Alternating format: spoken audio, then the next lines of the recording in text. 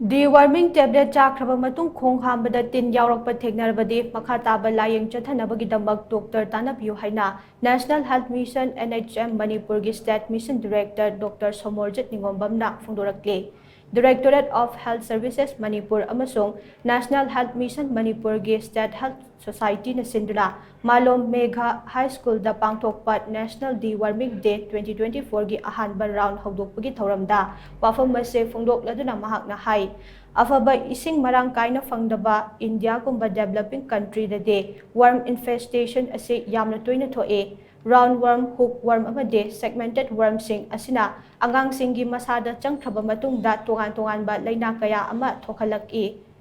angang singda toina thengnaba puknabagi khwaidagi oiganba maramde worm infestation ne angang singda naganba laina asidagi ngakthoknabagi damak matam chana deworming tablet pijahoba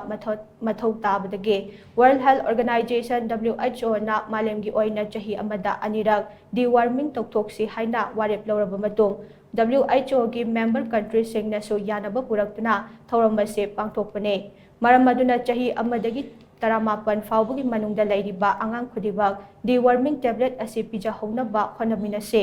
chahi amadagi ani faubugi manungda laiba angang singda tablet dose tangkhai amakhaktamag spoon amada isingga takhairaga pijabigadabane aduga chahi ahumdagi taramapan faubugi manungda laiba angang singdana tablet ase mapum ama pijagadabane tablet asi chaba matamda sairaga charabade maduna hena kanaba fangane tin laibana maram oraga hidak makhal ase yamna toina chaba mioidade resistant develop torokpa yabna WHO na recommend toribase chahi amada dose ani ahumlak khakta oibana resistance tholokpagi chang yamna neme deworming tablet na hatlibase mapung marai faraba worm adu khaktane marumdi hatpangamde khong hamadatin adu yaukhrabasу marumsing aduna hakchangda leihorabade makhatana anaba thokhalakane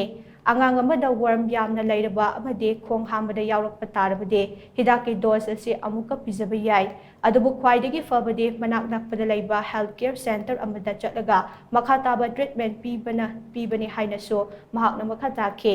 thoramaduda Manipur lengaki special secretary Humyo Worsang education scheme Manipur ki Director Laishram Nandakumar, Social Welfare Manipur ki Director NG Uttam amade Health Services Manipur ki Director Dr. O Sana Hadbisu saruk yaduna Malom Megha High School ki mahiroi tareta deworming tablet pizaduna National Deworming Day 2024 ki ahanba round ado hawdokhe aina hajaningidi individual treatment ka mass treatment ka khenai aduna akoina tawjaisina mass kenoni application ni community level da torapadiya one tablet see all over the world pizai ana masigi si tawbiram matungda amuk after 6 months toba tawudabu angang ama mahiksi yaugda tarabadi please consult your nearest doctor tariba mahitu di sigre marum yauram madi du marum du namu mapi walaga muk hoida bom infestation leibai ai aduna adugi decision du lobagi damakta adum nearest health center health facility da salaga doctor consult auraga further treatment